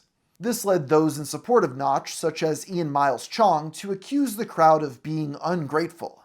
Notch is getting booed and made fun of by game journalists and GDQ stage hosts for donating $10K. Stay classy. Now, it is true that game journalists push this framing first, but if you watch the video, there's definitely no booing. It seems more likely that it was just awkward silence since they had already cheered. One individual who was on stage at the time called Chong a stain, before stating they were all pleased and grateful. It's also worth noting Notch donated another $10,000 later that night, which reportedly got a pretty positive response, but for whatever reason, no one bothered to clip that one. Notch took the high road, replying to Chong's tweet, "I've donated there for years and won't stop just because of the current climate. Stay true to who you are, even if you dislike me." Unfortunately, according to his page on their website, this appears to be the last year he donated to GDQ. That August, Pearson would fall even further down the political rabbit hole. This time it started with a random user calling him a Trump supporter. He tried explaining WikiLeaks and the Clinton emails, alleging they discussed strategies of shaming people and to accuse them of being Nazis. After several days of arguing, he gave up on his opposition. "My faith in humanity has completely left me. You don't even want to understand what you're upset about. You just see symbols and react." People on the left are literally saying white people are worth less and that it's okay to punch their opposition. Notch, say this phrase: "Nazis are bad." Don't add your own snappy little commentary, just say it. Then I'll believe you. To this, Notch said, "Nazis and communists are bad." On the 25th, Pearson wrote simply, "Pizzagate is real." For those that don't know or try to forget, Pizzagate is a conspiracy theory claiming a child trafficking ring operated outside of a pizza parlor in Washington, D.C. The theory emerged in light of the Clinton emails stolen from campaign chairman and former White House Chief of Staff John Podesta. Pizzagate reflected a deep underlying distrust of the Washington elite, something that would only be exacerbated by the Epstein files later on.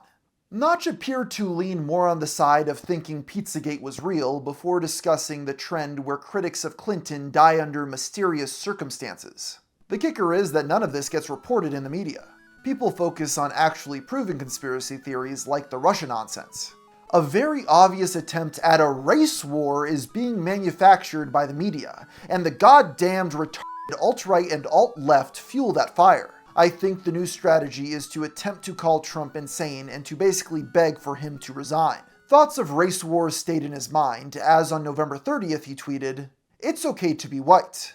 The slogan began as a 4chan meme to show how people felt about the phrase. When a user replied that Poll, the politically incorrect board, had his back, he replied, "Half or infinity, wink." At this point, it was clear that Notch had fully embraced the online rights, now alluding to reading the even more ideologically fringe 8chan. Soon after, he began tweeting about privilege. "Privilege is a made-up metric used to silence and repress. We are all different, and that is okay. We listen to individuals and help each other based on individual strengths and needs. We do not generalize based on skin color, bigot." Pro tip, believing in race-based privilege needing to be checked fits the literal definition of racism. By the end of 2017, Notch had been the subject of numerous articles denouncing his views. The fact he only seemed concerned with causes like heterosexual pride or how it was okay to be white led some to dismiss him as nothing more than a racist. Even if they didn't think he was legitimately racist, they viewed his comments as increasingly aligned with far-right talking points. A week later, he commented on a post submitted to our Nintendo Switch. It provided updates on his day-to-day life. Reports of my lonely depression are greatly exaggerated. I had one fairly rough summer adjusting to the new life. Anyway, I never moved full-time to LA. I'm still a Swedish citizen and spend most of my time in a lonely, nerdy little apartment in Stockholm. In May of 2018, Notch was criticized after donating €10,000 to a GoFundMe for YouTuber Carl Benjamin, also known as Sargon of Akkad. The anti-SJW creator / Applebee's manager was being sued over copyright infringement after making fun of someone in a video. He also donated €20,000 to Count Dankula, who was appealing his conviction in Scotland for teaching a pug how to do a Nazi salute. These were used to paint his political views, although he argued they were important causes. Dankula's appeal was blocked by the Supreme Court. Sargon took home a massive legal victory, with the court ruling in his favor and accusing the plaintiff of weaponizing copyright law. To give him credit, it wasn't just a win for him, but all online creators, setting important precedents for fair use that impact everyone on the site to this very day, regardless of what you think about Sargon. On May 20th, Notch shared a video by Vsauce he liked on Twitter. Sky Williams, a gay video game commentator, responded flirtatiously. "One day, I too hope to make content deemed wonderful by the Bear King, but you said a shitload of words that I can't even spell or say, so darn." Notch replied, "Watch the video, he really does explain it." One Donald Rack read this and remarked on their chemistry. "You guys should hang out, even if you don't play swords with each other's wieneroos." "He's too cute to be honest," Sky sighed. "Hanging out with adorable straight bears is torture akin to waterboarding. My ego likes this tweet so much, even though I don't like torture." You don't look like a gay guy. No, that's because he's a bear. The back and forth continued as Sky pondered how Minecraft's creator could be single. He complimented Notch for beating the game of life at a young age using his brilliant mind. That comment in particular would draw the ire of streamer Byron Reckful Bernstein. Byron argued it was an inaccurate statement, as luck played a huge role in Notch's success. Brilliant, yeah, but let's say 1 in 1,000 people can be considered brilliant, 99.9 percentile. That's still 7.5 million people on Earth. Luck. Lucky to be born in an environment that facilitated becoming game dev, popularity of YouTube catapulting games growth, and so on. Pearson replied, "You are a horrible, awful person." Marcus was offended at the assumption he was born in a quote-unquote lucky circumstance. "My parents were drug addicts, I grew up relatively poor, and I taught myself everything I know about programming. I'm lucky." It can often be difficult times that get us to where we are, so not true luck. "I'm a gamer because of family suicide. Here I am." Notch angrily replied, "Oh, like when my dad shot himself in the head with a handgun?" When I said luck, I should have said random chance. I don't know you. Sorry if I hurt your feelings. You are arguing that any achievement is circumstantial and should not be applauded. There's no such thing as inherent skill. You are as good as the quality of what you produce. To Reckful, Minecraft as a cultural phenomenon had no personal significance, and Notch was just an old indie game developer. He started running the numbers to show he wasn't wrong. "All I said was you're brilliant, but lots of people are brilliant, let's say 1 in 1,000. That still leaves thousands of people less successful than you. You claim to say I'm brilliant, then immediately define it as 1 in 1,000. You don't consider 1 in 1,000 brilliant, 99.9 percentile? Even if we put you in 1 in 10,000, considered Stephen Hawking level, my point still stands. So Stephen Hawking should not be hailed for being a genius because of his accidental success? The point was he should, like you are, but many others are overlooked. Your ego can relax a bit. Probably hard in your position. Man, I really have to say Twitter is a waste of time." Anyway, when someone suggested Notch may be misconstruing Reckful's tweets, he confessed, "You are of course correct, but my ego is, offended. I'm letting it have this one." While Reckful came out of nowhere with an unrelated discussion, it's hard to sympathize with whatever this thread was supposed to be. I mean, by Notch's own admission, this all started when he let a gay man flatter his ego, so the entire precipice of this conversation was seeing the two playfully flirt in public. That June, Mr. Pearson thanked Trump for his historic 2018 summit between the United States and North Korea. In October, he argued insults were more unique to social justice. I know people don't like it when I point this out, but the left has been taken over by evil, and I mean that literally. He received an influx of support after being reposted to R. the Donald. In December, he took things a step further when asked if he loved Jews. If we were allowed to discuss IQ differences between populations, there'd be fewer conspiracy theories. High IQ individuals are overrepresented in positions of power for benign reasons. Some populations have higher IQ on average, for benign reasons. Not being allowed to discuss this makes people distrust and come up with explanations like nepotism. One user responded, "Be careful of what you say or they will silence you." Pearson replied, "Then I already am silenced." For those only listening, I should point out that the other user put 3 parentheses around they, which is used by anti-Semites to highlight Jewish people or groups owned by Jews. 3 days later, he said, "There clearly is an agenda against white men." Finally, Notch spelled it out to his 3.7 million followers. Left-wing nutjobs want to homogenize and depersonalize people for some warped greater good, and eroding the stereotypical foundation as represented in classical media and power structures is a direct way to undermine existing cultural resistance against changes to traditional values. I don't quite know what that means, but it sounds very smart. 2019 began with him claiming global warming is a hoax. On March 2nd, he publicly endorsed QAnon, tweeting the slogan, "Where we go one, we go all." Q is legit, don't trust the media. We already know about the tunnels. This is not a negotiation. And the tunnels he's referring to are the ones that were supposedly dug to the pizza parlor in Washington, D.C. to traffic the children. He also wrote a thread calling out child organ trafficking, which really has to make you wonder what he's seen as a billionaire. Casual baby murdering is not negotiable. I understand you really want their parts. That makes it worse, not better. What box of corneas? The organ donation business growing rapidly is probably because people have a lot of spare ones these days. Chances are, unless you agree with him, it's not difficult to see why the public began turning on the Minecraft creator. Without ever having to work again, it seemed he spent a lot of his time going down strange rabbit holes. Notch had gone from making provocative but still broadly acceptable critiques like deriding SJWs and joking about mansplaining to believing there were child trafficking tunnels and pizza parlors and trying to start a dialogue about race and IQ. Most didn't feel like bothering to try to figure out the nuances of his beliefs. In their view, he was effectively a Nazi, and that's all they needed to know. It didn't help that he frequently refused to deny he was a Nazi out of principle.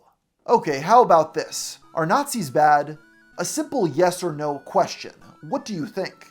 Notch would say, "I am not doing your bidding. You're asking about an abstract concept, not specific people.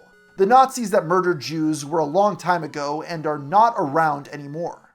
People dressing up like them is not the same thing. The Nazis back then were not trying to look like Nazis." I really have no idea what point he's trying to argue here. The next day, on March 10th, he wrote a massive thread vowing to never give in or apologize. "Hi, sane people. I should not have tried listening even to people who will claim to know how I feel and think I'm negotiating when I'm saying they're wrong. Please don't make my mistake. If someone clearly has no intention to listen to you, you have no obligation to try. This absolutely includes people who claim you meant something you didn't mean. Never apologize to these fucks if they claim you were being offensive. They do not care about your input in what you did, and that should have been a pretty solid hint from the start." However, it would be the final 2 tweets that caused the most controversy. Celebrating f***ing body dysphoria, making it illegal to use the wrong pronouns. They are the ones using the wrong pronouns, f***ing hell! This was the first time Notch had said something deemed explicitly transphobic, and after years of uncertainty, the Minecraft community had had enough. He was immediately ratioed by accounts in support of trans rights, which he of course engaged with directly. "I'm gonna be real with you, Notch. This ain't it. F*** you, it is. You have no real friends, and when you die, presumably of natural causes, it is going to be a lonely death. You know this to be true. You can make up stuff about me if you want, but that doesn't make it real. Does that remind you of something? Why would I want to make anything up about you? You're basically the most boring thing there is. A bigoted billionaire who f***ed over his only friends, who can't figure out anything to do with his money except donate a paltry portion of it to charities that have read your name on stream and make everyone unhappy doing so. You're the 21st century version of Howard Hughes. Yes, good example. There are several movies with that basic plot. You can't even make up a version of me more boring than Gatsby. This isn't a movie, Marcus. It's your life, or what remains of it. What did you trade your happiness for? You are the fuckiest of nuggets, atomic thumbs. At one point during this argument, he'd quote tweet a My Little Pony meme stating, "Trans women are women. No, they feel like they are, and it's serious and deserves love. My sister thought she was fat and got dangerously thin. At no point was she. At no point did I hate her. You are absolutely evil if you want to encourage delusion. What happened to not stigmatizing mental illness? There is no love in pretense. There is no you when you appease." Many trans people weren't angry, but rather expressed feeling hurt by someone who shaped their childhood. Oddly enough, Notch made sure to emphasize that he was still supportive of anyone who felt more comfortable presenting as a different gender. I don't want people to act cis. I want people to be as free as possible, and that includes living the way you want and even making incredibly dumb decisions like enjoying jazz music. My problem is when you try to project your world over others. I have no idea what it's like, of course, but it's inspiring as hell when people open up and choose to actually be who they know themselves as. Not because it's a cool choice, because it's a big step. I guess that's cool, actually. Never mind. Later that week, he posted, "The only good commie is the one your fist is connecting with right this second. As soon as you're no longer in contact, they are bad again. Only you can help them be good." Notch then had to clarify, "Do not actually punch anyone." It's clear the past 2 years of divisive rhetoric had turned him into persona non grata, and a lot had changed in the community since he had sold Minecraft all those years ago. Call Me Carson had just started his series SMP Live, which set the stage for the eventual Dream SMP, establishing the meta of personality-driven streamers together on a private server. It revived the game's cultural relevance, with Minecraft stans, members of the Minecraft fandom, becoming the most vocal audience. The result was memes like "the Minecraft bee is trans." This context is important as it makes what happened next much less surprising. On March 27, 2019, all splashes referring to the original Minecraft creator were removed from the game. This included "Made by Notch" and "The Work of Notch," although his name is still present in the actual credits. After half a decade spent trying to disassociate from the company, they had finally done it for him. A month later, Microsoft told Variety they had cut all ties with Notch and he would be excluded from the game's 10-year anniversary. When someone posted a meme stating, "The evil is defeated," he replied, "It sure is." The community celebrated his exile. It became popular to deny him credit, creating the meme, "Hatsune Miku made Minecraft." To the fledgling fandom, he was their neglectful, bigoted father who they felt better off pretending didn't exist. He was the J.K. Rowling of gamers. I'm not the one to speak ill of the dead, but yeah, Minecraft's a little bit dead. This was responded to with, "No one asked, by the way, trans rights." Even so, not everyone got the memo.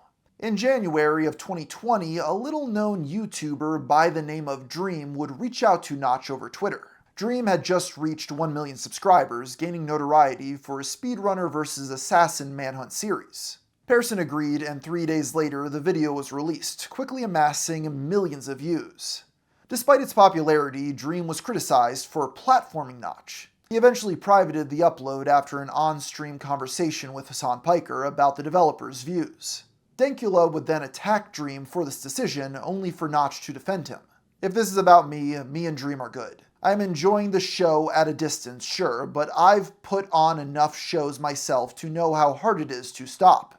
As of 2025, the video has been set back to public. This was far from the last time Notch would interact with YouTubers that year. He continued to weigh in on whatever was in the news. In one statement that aged incredibly poorly, People worried about the coronavirus are irrational, gullible, and dumb. That made it somewhat ironic when on August 28th he replied to Game Maker's Toolkit with, "Drop the politics." The original tweet discussed ads promoting Donald Trump's campaign for re-election.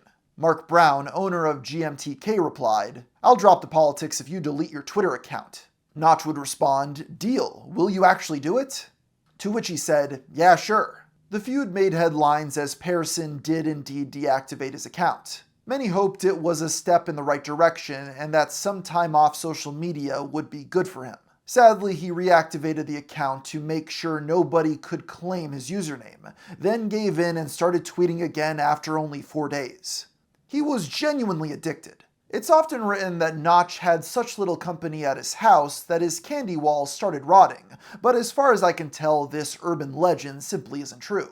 After a several-year absence, Notch and Production Club began hosting parties again. Their first events were in 2019 with Crumb in the Jungle and Hellcrest 3. Due to COVID, they only threw one party in 2020, Hellcrest 4. To make up for it, they put in an exorbitant amount of effort. This event turned his mansion into a makeshift military outpost. Theater actors were hired to perform a series of immersive plot lines with caged monsters and secret government agents. Their site has pages dedicated to the project's art direction and graphic design, giving a sense for just how much time and attention to detail is put into these experiences. In May of 2021, Notch made an open offer to YouTuber Carl Jobst, who was feuding with game speedrunner Billy Mitchell. "If you ever need help dealing with Mitchell, let me know. I'll pay your legal fees any day of the week." Billy sued the YouTuber later that year, and Notch kept his word by covering the legal expenses for the first few months. The next Dot Party took place in 2022 at the LA Coliseum. They were able to map out the entire dome, commissioning 30 VFX artists to create real-time art and laser projections. Notch told the press it was supposed to feel like VR. Hillcrest 5 introduced an underwater mystery featuring a crew of undead pirates. This time his house transformed into a colossal ghost ship. His Twitter largely stayed consistent throughout it all. Imagine guilt-tripping people into taking barely tested vaccines that don't even work in order to prevent a slightly worse than average cold. "No, Notch, why are you an anti-vaxxer?" "Because I took the vaccine and still got it." In February 2023, Minecraft's original composer, C418, made a post in response to rising bigotry. "I noticed a rise in hate speech out here, so I just wanted to put a little flagpole down, just in case. Trans rights matter. Black lives matter." Notch saw this tweet and replied, "There we go, that should fix it." While C418 didn't respond, it may have put a strain on their relationship. Pearson later told him he was one of the realest people he knew. He also apologized for mocking his supposed grandstanding earlier.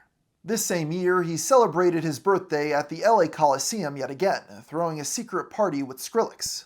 Next, Paradise Lost turned his house into a tropical getaway, and Hellcrest 6 had partygoers solve an ongoing mystery at the high-security site Area 1181, laying out clues from the very first email.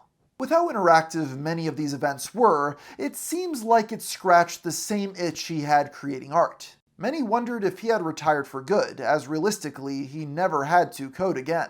However, in 2024, Pearson began teasing plans for his new game development studio named BitShift Entertainment. He even tweeted at C418 asking if he was interested. At first, he sought to create a roguelike combined with a first-person dungeon crawler, but his style is to cycle through concepts, starting and abandoning different experiments. On January 1st, 2025, Notch created a poll. He asked his followers if he should keep working on a roguelike or ditch the idea in favor of a spiritual successor to Minecraft. Make Minecraft 2 Boomer won with 81.5% of the votes. The consensus was clear. 2 days later, he tweeted a hefty statement. "I basically announced Minecraft 2. I thought that maybe people actually do want me to make another game that's super similar to the first one, and I'm loving working on games again. My intentions are to be clear and honest about it, saying that spiritual successors are usually kind of, washed up. Oh, and I also very much value being a man of my word. So I also intend to do this in a way that in no way tries to sneakily infringe on the incredible work the Mojang team is doing, and that Microsoft is successfully doing the Microsoft cation about. And I respect them for doing that. It's their job. The line, "I basically announced Minecraft 2," was all people needed to hear. The announcement immediately made waves across gaming news outlets, though they weren't sure if he was being serious. Hours later, Notch tweeted, "I have a really small penis," and pinned it to his profile.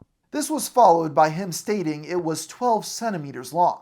Yeah, there's a lot of us, probably. Literally half the population is below half size, and I know I'd have to be above that before I thought I felt cool. I figured it would be impactful for people on the fence of if I'm being serious or not. Despite all of this, after speaking with his team, he went against the poll in favor of developing their original project, now titled Levers and Chests. The tipping point was PC gamers saying it seemed interesting. All the way back in 2011, they had bundled magazines with one of the earliest demos of Minecraft. Notch would expand upon his reasoning after this. Trust me, the spiritual successor would be way less fun than the dungeon roguelike. They're always kinda sad nostalgia dumps. By this point, many people had forgotten why exactly they were mad at Notch in the first place. Most people remember him saying awful things, but it had been so long it was hard to remember exactly what he said. This made it difficult to articulate why exactly people don't like him, as there wasn't a big moment where he did something particularly wrong. There were various outbursts piling up over the years, some more defendable than others. The reason this is important to mention is because many of the callouts against him have flat-out fabricated evidence. For example, one viral tweet is doctored to show him insulting George Floyd. The most prominent is a supposed screenshot from 2011 where Notch says the N-word. If you look through his account, you can actually find the original tweet, which reads, "LOL, well, we let amazing bigotry removed the right to vote, so why not?" Now, it may seem like he deleted the original and put this censored one in its place, but that wasn't the case. We know this because the fake was made the very same day it was taken. The image first appeared on our Minecraft, but quickly spread to other sites. Many took the image at face value and threatened to boycott the game. Notch responded to the screenshot by saying, "Okay, I see what's going on now. Someone photoshopped one of my tweets to make it horribly racist. I never said that. Sorry if I offended anyone, but I never actually said anything, and it was a joke about how people in the past were crazy." At the time, it was easy to debunk by pointing out Twitter didn't have an edit button. That isn't so obvious a decade later when the context is near entirely lost. Finally, some have accused Notch of sneaking racist dog whistles into Minecraft while he was still working there. These critics argue that the villagers are anti-Semitic because they have big noses, sell things, and are protected by Golem. Similarly, they claim Endermen are racist as he created a mob that's tall, black, steals things, and are afraid of water. I'll leave whether or not these were intentional up to you. In 2024, Warner Bros. Released the first trailer for its long-anticipated Minecraft movie. Though many expected him to have sour grapes, Notch surprisingly endorsed the project. "Okay, I'm in. Whoa, this is a weird feeling. Pretty surreal. Very cool they got Jack Black." When someone told him it looked terrible, he replied, "Exactly. Yes, I want it to be goofy, and mostly I want it to be the least harmful." Sadly, he was not offered a cameo. He garnered further support after weighing in on Stop Killing Games, a consumer movement with the goal of preserving video games.